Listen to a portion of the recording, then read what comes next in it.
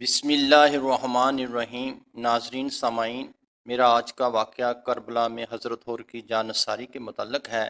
کربلا کا میدان سجا ہوا ہے، ایک طرف یزیدی فوج کھڑی ہے جو کہ 1000 ہے، دوسری جانب امام حسین چند ساتھیوں کے ساتھ کھڑے ہیں۔ 1000 یزیدی فوج کے سپہ سالار آہستہ آہستہ امام حسین کی طرف بڑھ رہا ہے۔ یزیدی سپاہی یہ دیکھ رہے ہیں اور حیران ہو رہے ہیں کہ ہمارا سردار دشمن کے خیمے کی طرف کیوں جا رہا ہے۔ وہ سپہ سالار امام حسین کے خیمہ کے قریب جاتا ہے اور سواری سے نیچے اترتا ہے اور امام حسین کے قدموں میں سر رکھ دیتا ہے، اور یہ کوئی نہیں بلکہ یہ حضرت حر ہیں۔ عرض کی آقا جانثار کے ہوتے ہوئے آپ میدان میں نہیں جا سکتے۔ امام حسین نے فرمایا یہ تو ٹھیک ہے، لیکن میں چاہتا ہوں کہ کسی کی جان نہ جائے۔ آپ نے عرض کی مجھے اپنی جان پیاری نہیں، ایمان پیارا ہے، زندگی عزیز نہیں بلکہ دین عزیز ہے۔ اے یا حسین، دشمن جنگ کے لیے للکار رہا ہے، آپ مجھے اجازت فرمائیں۔ آپ نے اجازت دی، جاؤ حر، خدا تمہاری یہ قربانی قبول کرے۔ پہلے تو تمہارا نام حر ہے، اب تمہیں دوزخ کی آگ سے آزاد کر دیا گیا ہے۔ حر شہادت کے نشے میں جھومتے ہوئے آگے نکلے۔ عمر سعد کو مخاطب کر کے یہ فرمایا کہ اب میں وہ حر نہیں ہوں جو امام حسین کو گرفتار کرنے کے لیے آیا تھا اور آپ کے گھر والوں کو یہاں میں گھیر کر لایا تھا، لیکن اب بھی وقت ہے کہ تم اپنی آنکھوں کو کھولو اور حق سچ کا ساتھ دو، خدا تم کو معاف کر دے گا۔ اور اس تقریر نے خوفیوں کو دل دہلا دیے، کسی میں ہمت نہیں کہ جواب دیتا۔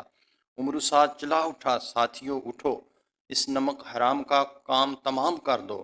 لہٰذا سالم آگے بڑھا اور ایک تیر حر کے کان کے قریب سے گزر گیا اور للکار کر بولا اور آگے بڑھا، اے ابن زیاد کے غلام، میرا اور تمہارا کوئی مقابلہ نہیں۔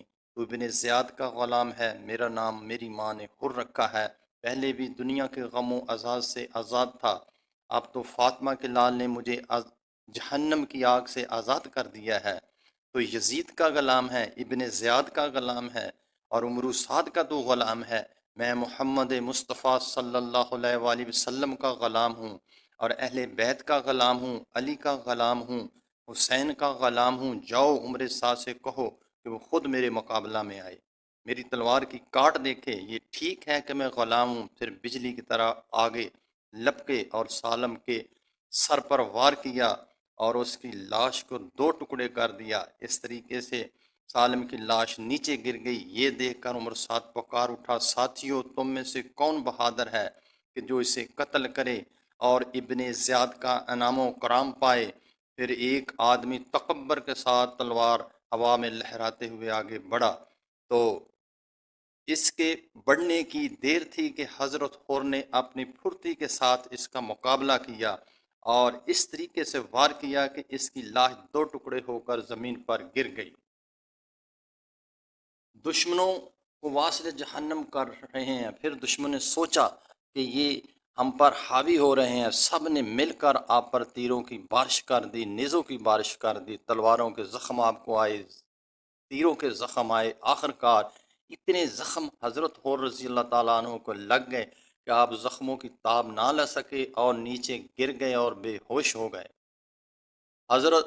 حضرت امام حسین یہ سارا منظر دیکھ رہے تھے۔ عمر سعد نے کہا، اے حسین، اپنے نئے غلام کو لے جاؤ، اس کی لاش کو اٹھا کے لے جاؤ۔ حضرت امام حسین حضرت حر کے قریب آئے اور فرمایا، مرحبا مرحبا۔ حضرت حر نے اپنی آنکھیں کھولیں اور اپنے آقا کے قدموں میں اپنی جان دے دی۔